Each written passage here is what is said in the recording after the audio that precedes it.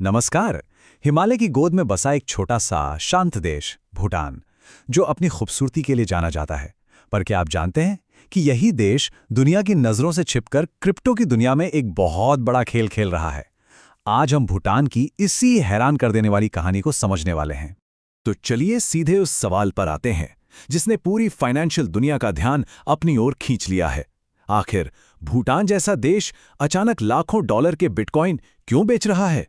और ये कोई छोटी मोटी रकम नहीं है। हम बात कर रहे हैं लगभग 29 मिलियन डॉलर्स की। जी हाँ, सिर्फ पिछले 3 हफ्तों में भूटान ने इतनी बड़ी रकम के बिटकॉइन बेच दिए हैं। और जाहिर है, इस एक कदम ने दुनिया भर के क्रिप्टो एक्सपर्ट्स के बीच कई सवाल खड़े कर दिए हैं। अब आप सोच रहे होंगे कि शायद घबराकर ये सब बेचा जा रहा है, पर ऐसा नहीं है।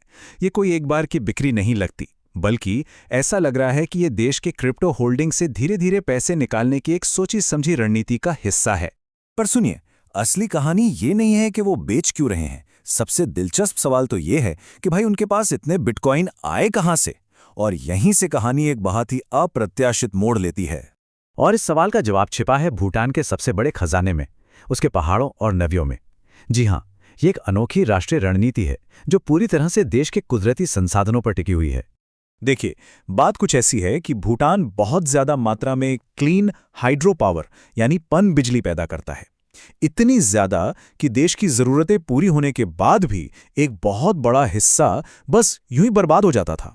तो इस बर्बाद होती बिजली को यूं ही जाने देने के बजाय भूटान ने एक कमाल का आइडिया निकाला। उन्होंने इस फालतू बिजली का इस्तेमाल बिटकॉइन माइन करने के लिए किया। मतलब उन्होंने बर्बाद हो रही एनर्जी को करोड़ों डॉलर की डिजिटल संपत्ति में बदल दिया। कितना शानदार है ना? अच्छा, तो यहाँ एक और सवाल उठता है। अगर वो इतनी मेहनत से बिटकॉइन माइन कर रहे हैं, तो फिर बेच क्यों रहे हैं? क्या ये किसी तरह की घबराहट का संकेत है? इसका जवाब उतना सीधा नहीं है जितना लगता है। इसके पीछे एक गहरी स्ट्रैटेजी है।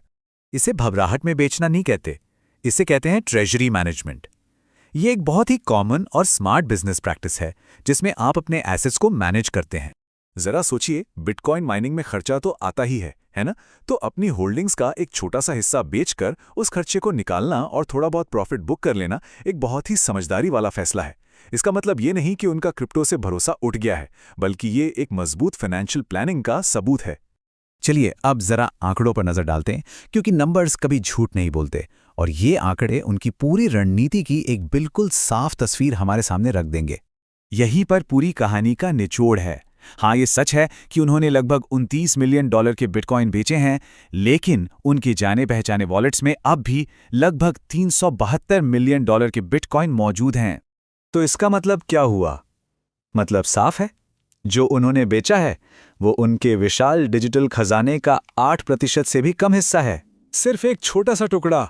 तो ये सारी कहानी हमें एक बहुत ही दिलचस्प मोड़ पर ले आती है, जहां एनर्जी, टेक्नोलॉजी और देश की अर्थव्यवस्था एक साथ मिल रहे हैं। और ये अपने पीछे एक बहुत बड़ा सवाल भी छोड़ जाती है। और वो बड़ा सवाल ये है, क्या भूटान का ये कदम उन दूसरे देशों के लिए एक शानदार मॉडल बन सकता है जिनके पास भी फालतू बिजली है? या फिर हम ये देख रहे हैं कि अब देश धीरे धीरे अपनी क्रिप्टो होल्डिंग्स बेचकर बाहर निकल रहे हैं? इस पर सोचना वाकई जरूरी है।